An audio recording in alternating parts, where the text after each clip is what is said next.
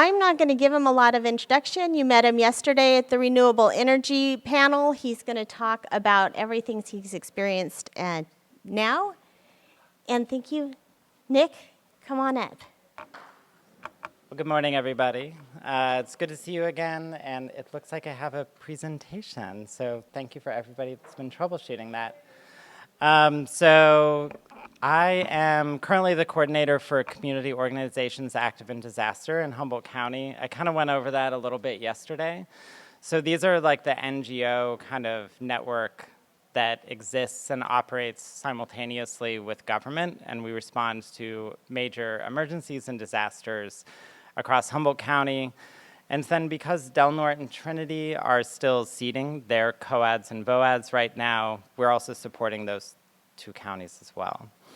So I'm gonna go over a couple things. I focus on leadership development, leadership training, and really COAD, what it is it's a group of leaders from every sector in the county that's responding to disaster. So that's what we're gonna talk about a little bit. So COAD was originally created because we had fires, pandemics, and it was really this opportunity to organize. And we saw this big need where everybody was jumping in, wanted to contribute, and we needed this like backbone kind of organization to coordinate all of these groups. And so we saw these three big needs that are up here on the screen. And really what it all boiled down to is what a lot of people think about COAD. They think that we're just kind of resources distribution and we're, getting water to communities and we're giving out gift cards and things like that. But really the essence of what we do is we manage relationships and we manage communication and we manage collaboration. And so we have these big C's that we go with. That's communication, collaboration, coordination. You can go to the next slide. And so this is a really good kind of illustration of like how you manage through disasters. And so disaster management lives down here in the chaotic bucket. So like chaos is definitely how you define disasters, right? So chaos is you enter into it and you act first. So you really want to, obviously you act as fast as possible in disaster, and then you sit back, you reassess, you look at the situation, and then you're rewriting your playbook for the next go-around.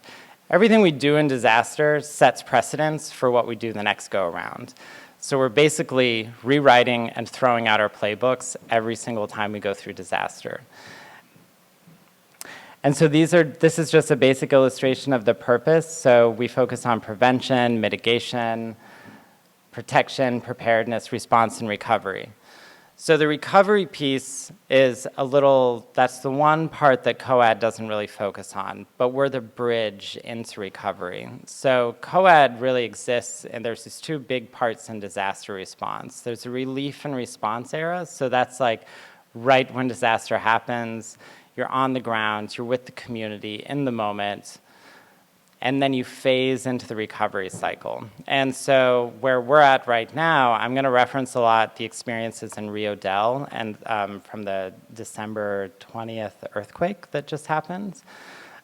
So that response period was quite lengthy. It lasted for about 6 to 8 weeks. And then we started phasing into the recovery period. And right now, I'm managing the long-term recovery cycle for that. And I'm going to talk about that a little bit too. So for the first time in Humboldt County, we've launched the first long-term recovery group that exists. This is a part of the disaster cycle. So long-term recovery groups are founded around a singular event. They're not like established and then existing for, in perpetuity. So every disaster has its own long-term recovery group that's established around it. So we established our long-term recovery group in Rio Dell around the earthquake in particular. And so what we do, our purpose is to then partner with the community until every piece of the community is restored to the same place it was prior to the earthquake, if not better. That's the goal. So we're looking at everything from housing to social welfare to childcare to education to food access, overall infrastructure for the city, that's a big part of it too. So it's quite a big project, and that's why it's called long-term recovery. There are long-term recovery groups that exist that have been active for over 20 years in the US, and they are still ongoing and rebuilding. And so this is a big commitment. It's a legacy commitment that we've given between our group and the county and the city of Rio Dell. We use local practitioners. So we, with the help of Humboldt Area Foundation, we formed our first disaster case management group. So we have a group of case managers that's consisted of Changing Tides Family Services and Arcata House Partnership. You can go to the next slide. So there's a couple big, there's some misconceptions about what COAD is. So there's this very lengthy kind of list of what it is and isn't. This is also listed on our website. So I'm not going to read through all of these because there's quite a lot of them. But it's pretty important to understand what we do. So we aren't really the responding agency. So COAD is a group of all these different organizations, and they all participate in these certain actions on their own. What COAD does is we are the coordinating body.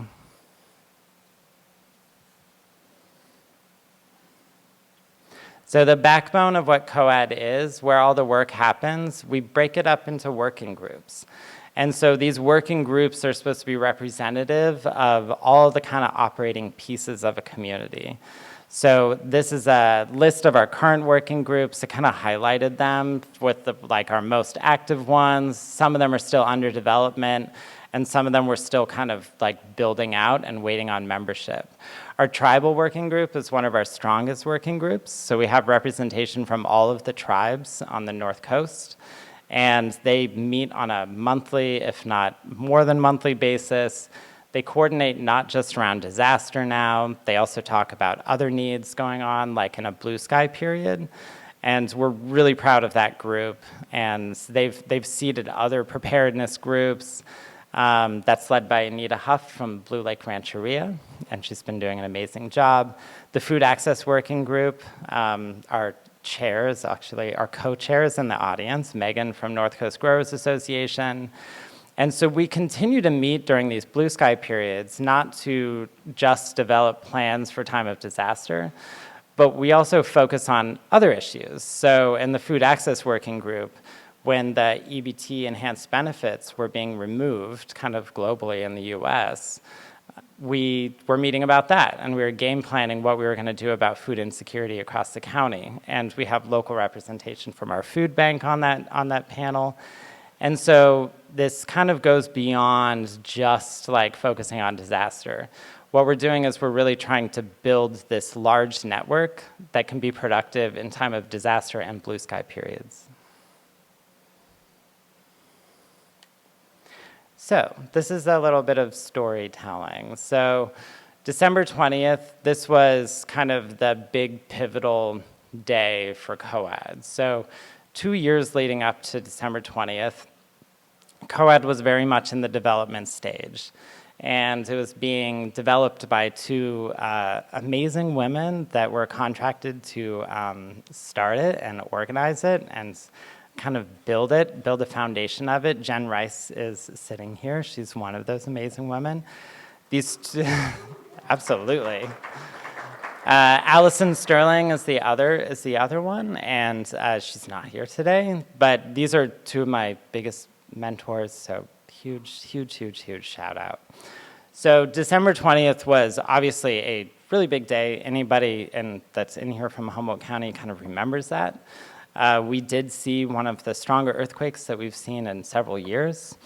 It was epicentered right under the town of Rio Dell. So Rio Dell, if anybody's unfamiliar, it's one of our smaller localities. It's a former company town, so it's actually not even the company town. Scotia is right next to it, which was the company town. Rio Dell is kind of known as the stepchild of Scotia. So anybody that was let go from the mill historically in Scotia would just move across the bridge and live in Rio Dell because they weren't allowed to live in the company town anymore. So Rio Dell has seen had a long historic history of being disadvantaged from an economic and kind of socially disadvantaged. They just have never really gotten up to that point. And so they entered this disaster, being at the epicenter of this earthquake, seeing one of the strongest accelerations of an earthquake. This was registered globally as one of the top 5 strongest accelerations ever recorded. So I think I mentioned it yesterday. It's equivalent to about 1.6 G-force in about 3 seconds. So that's, if you're kind of envisioning that, like taking off like in a fighter jet, that's what it felt like when you were lying in bed. And so people being thrown across the room, toilets hitting the ceiling, it was really a nightmare scenario. The infrastructure in Rio Dell is very old. A lot of it has not been updated. A huge percentage of it is modular, and it's the rate of uninsured homes was pretty striking. Out of all of the homes in Rio Dell, 1 of them had earthquake insurance. Out of all of the homes in Rio Dell, 18 were retrofitted for earthquake safety.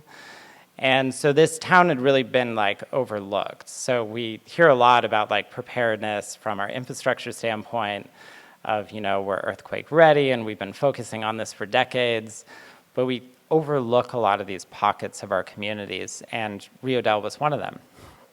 Go to the next slide. So over here on the left side, these are all some direct quotes from people in Rio Dell, citizens, city workers. And we have some like data over here. So red tags, so if anybody's, I know not everybody is familiar of like the tagging system. So when a major disaster happens, Cal OES comes into town, or maybe it's your county OES. For us, it was Cal OES.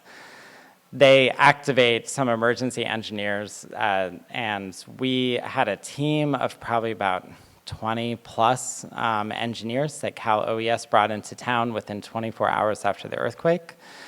These are engineers that they pull from Caltrans and basically any state department that they can borrow from. And they all came into town. This is also December 20th, so it is like right around the holidays. They all worked through Christmas with us. And they basically go around and they do rapid safety assessments around the entire city. So they blanket the entire city and they do visual exterior. If they can do interior, they can, but most of it's visual exterior inspections. And then you get a tag on your door. So it's literally plastered onto your front door. And it's either green, which is you're good to go, yellow, which is majorly damaged, but technically livable, or red, which is unlivable and technically condemned, and you are not lawfully allowed to live there. So in Rio Dell, we had over 100 structures that were red tagged, and we had over 300 structures that were yellow tagged. And again, this is a really small community. And in the yellow down there, like kind of illustrates some of our demographics. So Rio Dell is like largely like a renters kind of community. We had a ton of rental properties there. When renters go through disaster, it's this really kind of like, what do I do? It's like they don't really own the house. They don't really know where to go. Communication with the landlord kind of falls through. The landlord's unsure if they're going to fix it up or not, if relief is coming, and then the renter's just kind of waiting there. But the striking population is we have a huge elder population in Rio Dell. And so that presented a whole nother set of issues because we had homebound individuals, we had folks that relied on medical devices that had required power. Rio Dell lost all of its utilities, so the main water system failed. They started seeing a backflow on their water loop, and so they made the choice to just basically open the valves and release all of their water. So we lost all potable water, we lost all power, and then we had gas main ruptures as well, so we also lost gas. So we lost every utility in Rio Dell, including communications as well. So our cell phone service, internet service, and landline service also failed at that time. So Rio Dell was completely shut off, completely in the dark. So the biggest thing kind of to know too is that, you see a lot of these photos and it looks kind of like, I mean, the one on top doesn't look like minor damage, but the one on the bottom looks kind of minor, right, from just a first glance. That home slid over 1.5 feet off of its foundation. And so that entire home has since been demolished. And this is a home that was also uninsured. Next slide.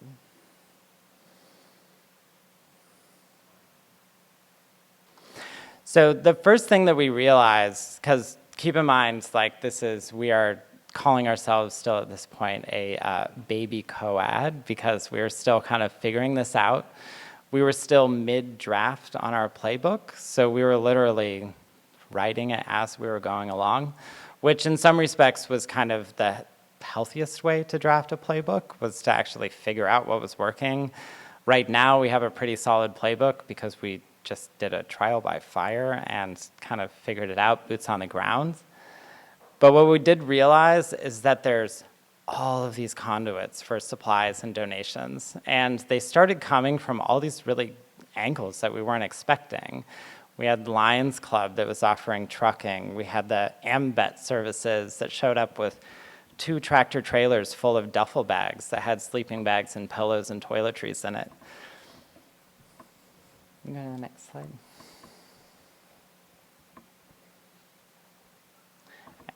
And on the coordination side, we were in this moment of, we're coming off of the pandemic and the Zoom era, and we were really able to utilize this kind of technology that everybody was still familiar with and to coordinate all of this people power.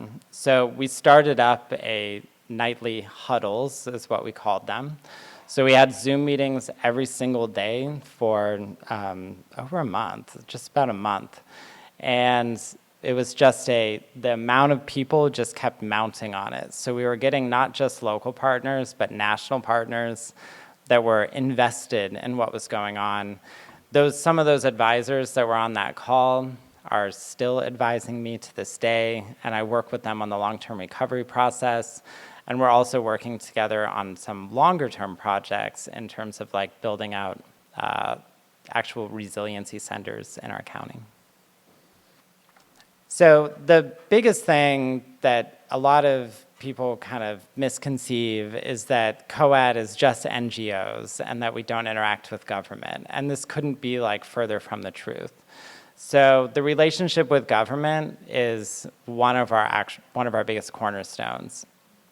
We are only effective if we are in step and tandem with what government is doing.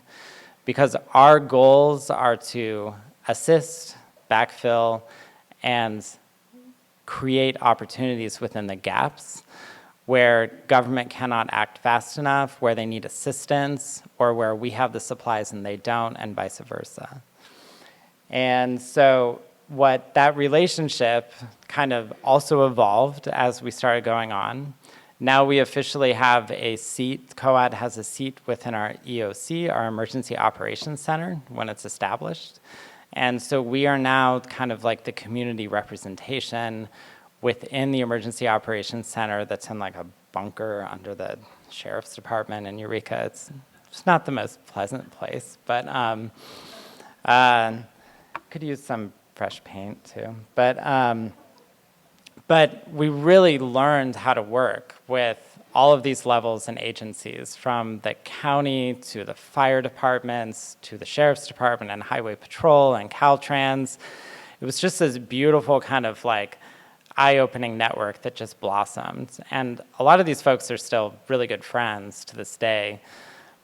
The most striking people that we worked with were the volunteer fire departments. And the volunteer fire department in Rio Dell, even though Rio Dell is this teeny tiny sort of disadvantaged town in the county, they have one of the largest fire districts. And so they oversee like more land mass than just about any other fire department, and they're volunteer. And this fire department responded to over 178 calls within the first 24 hours. And they continued to respond because when power was restored, as soon as we turned on the power, we started seeing house fires because electrical lines were ruptured and they started igniting timber and insulation within the homes. And then when gas lines were restored, same thing. It was this constant responding to gas leaks. But more importantly, the volunteer fire hall became this like community center. So it was used by Cal OES as their base of command. And then it turned into, I utilized it for my base of operations for community feeding, where we fed over, we served over 30,000 meals from that location alone. And then we went on to serve like community events there, and I still work with them to this day.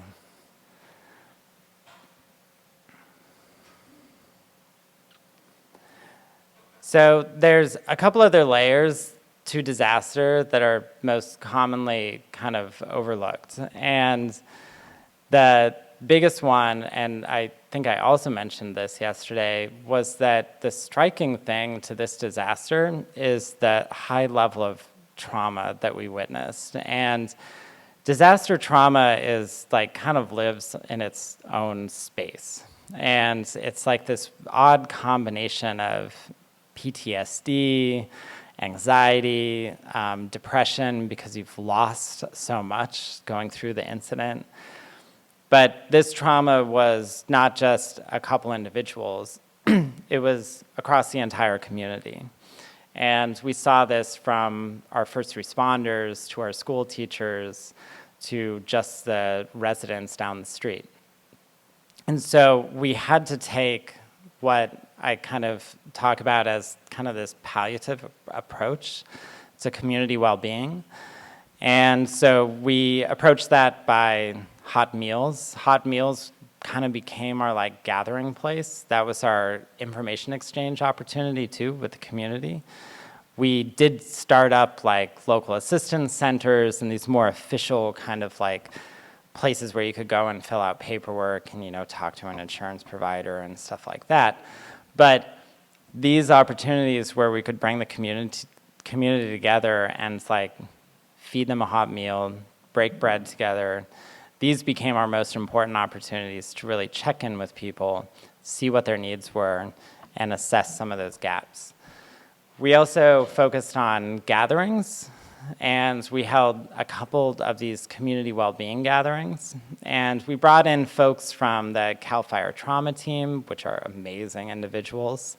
These are team members that go to some of the hardest hit communities. So we're talking Paradise and Camp, communities that have just lost absolutely everything and have actually experienced a lot of death.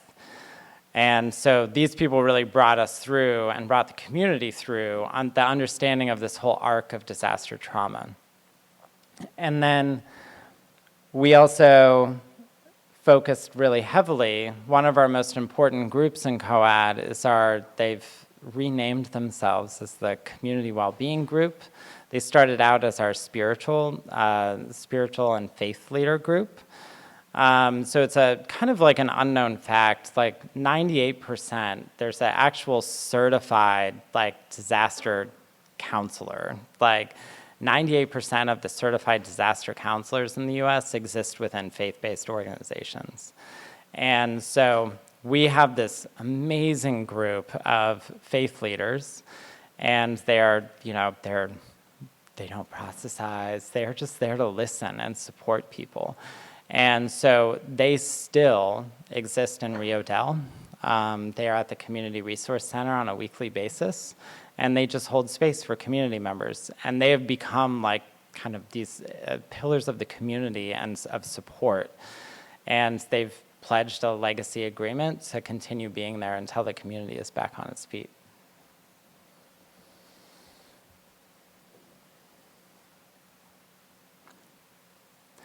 So kind of going into the disaster recovery side, so this is the area that I'm living in right now. So kind of talked about it a little bit. So the formation of a long-term recovery group, it's basically like a mirror image membership-wise of what COAD is. So it's the same practitioners, same organizations, but we're just doing something totally different.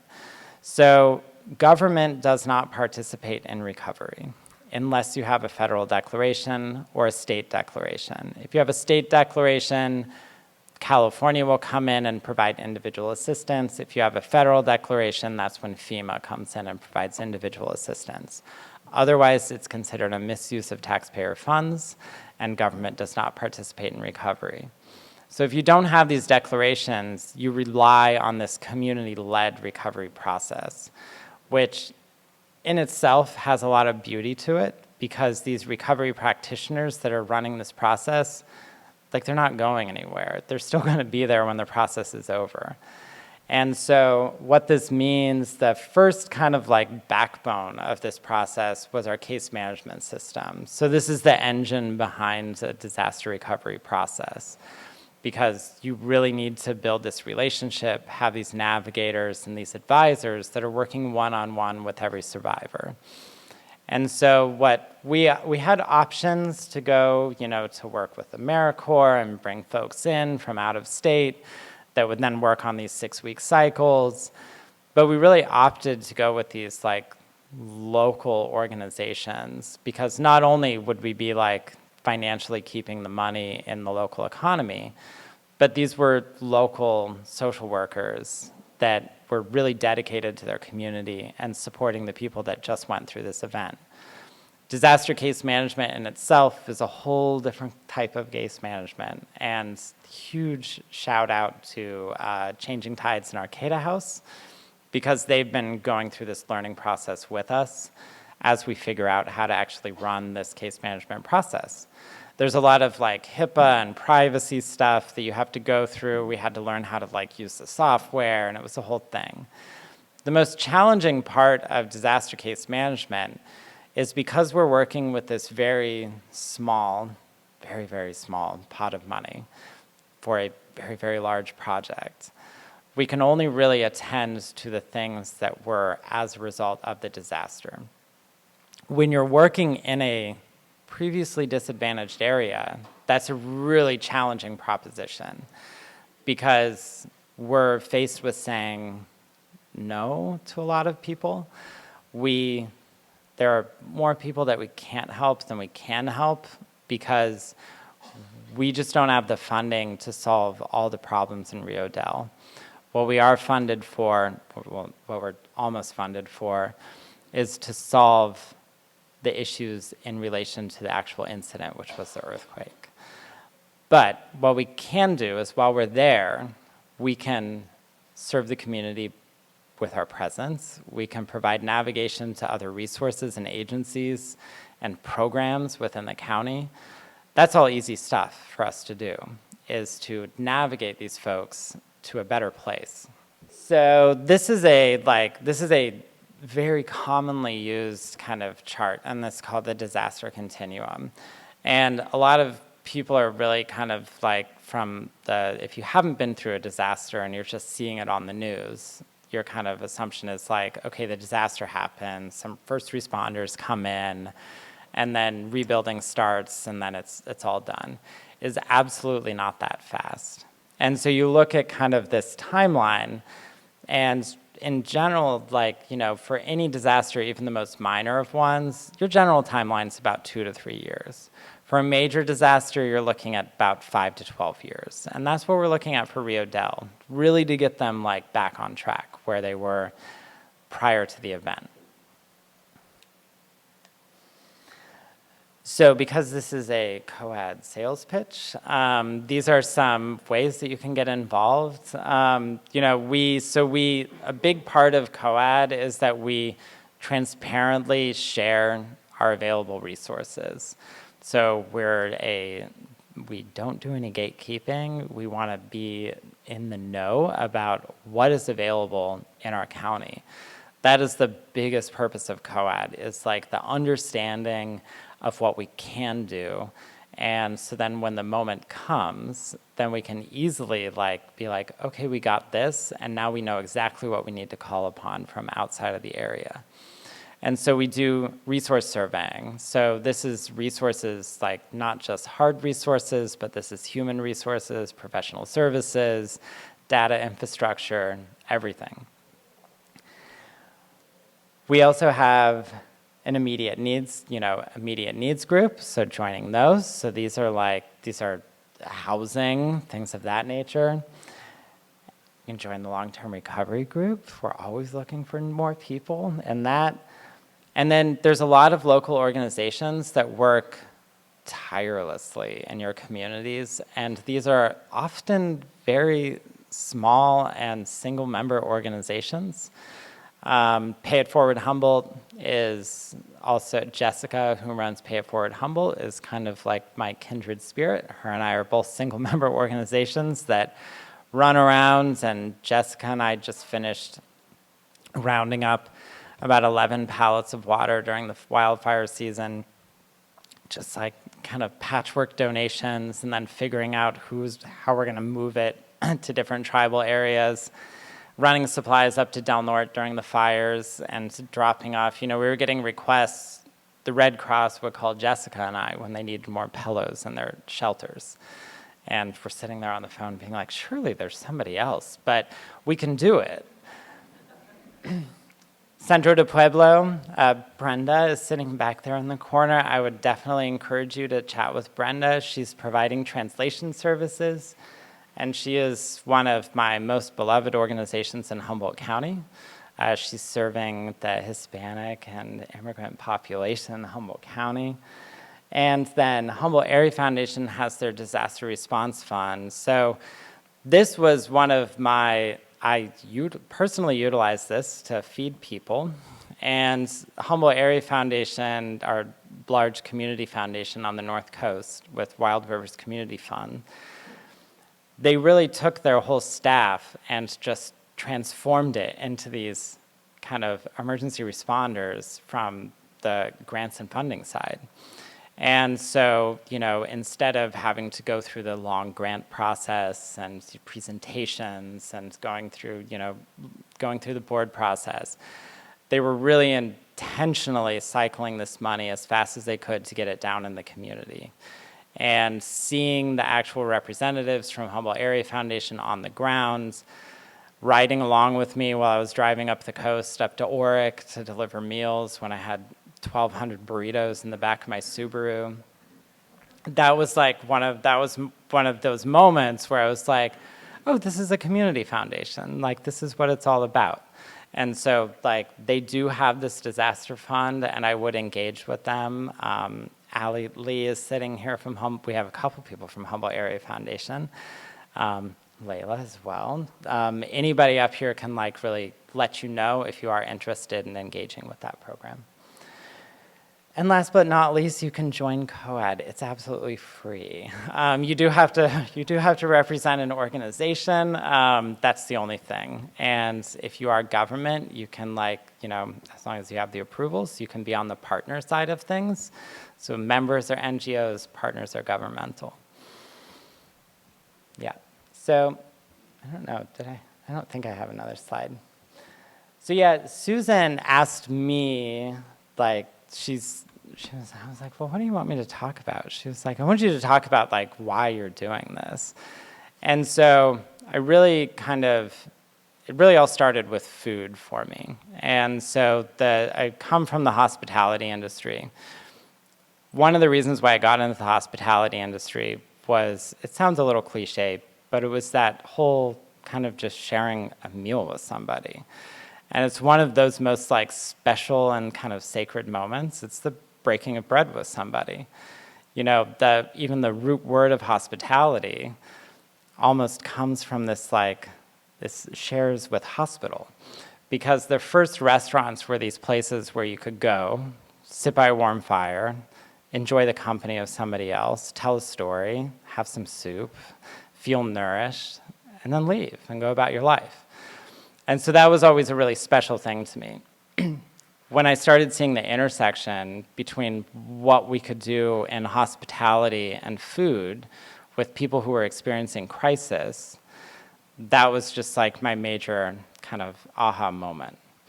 And so I've worked tirelessly to keep finding those connections beyond just food and crisis, and see what I could just build all these different connections from various sectors and expertises and engaging community in that process too. One of the biggest values of COAD as well is that we are able to freely bring in community members into the process of relief and recovery. It's a little harder when you're in a government agency because, you know, the sheriff's department can't just invite people to come and ride along with them, but we can in COAD. And so it's giving people that tangible experience of what it actually feels like to help out somebody else and to reach out a hand to somebody else in need. And it's infectious. And so my overarching goal is to obviously help people out in crisis, but it's also to teach other people how to do it too. And so, Susan, that's the answer to your question. But yeah, that's all I've got. And I think I have 10 minutes for questions. So.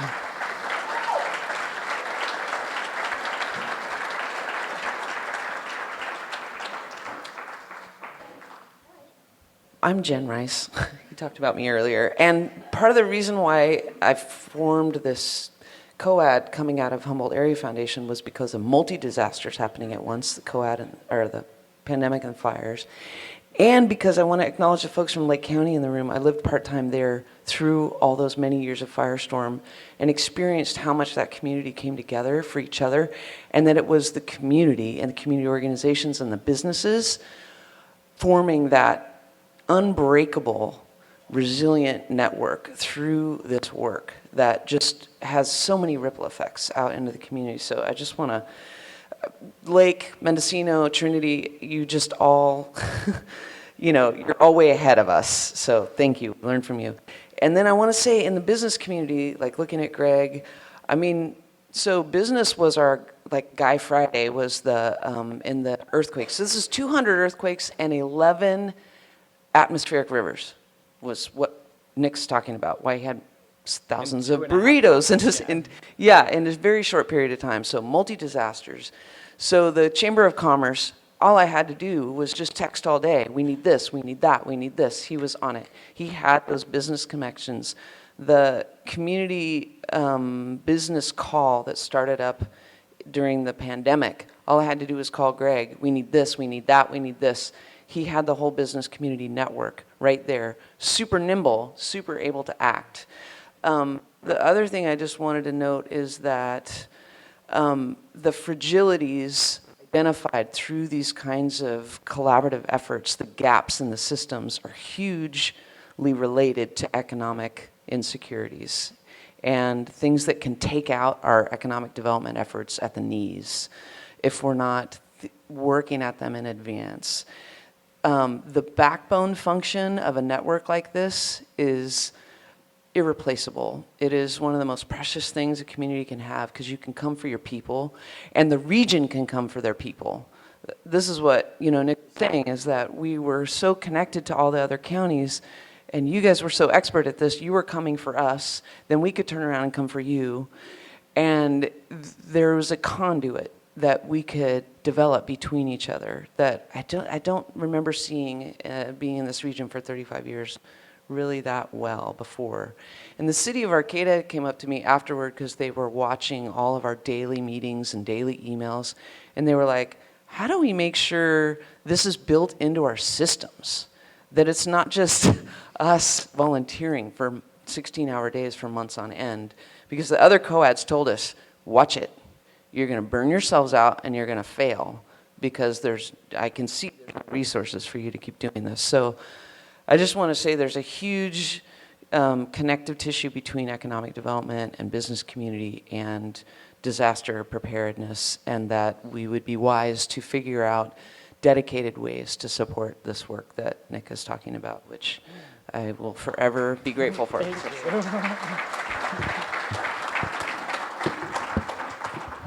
Yeah, I think that is a really important thing to mention too, is that, you know, anytime you hear a lot of disaster folks talk, especially from the community side of things, we are all volunteers.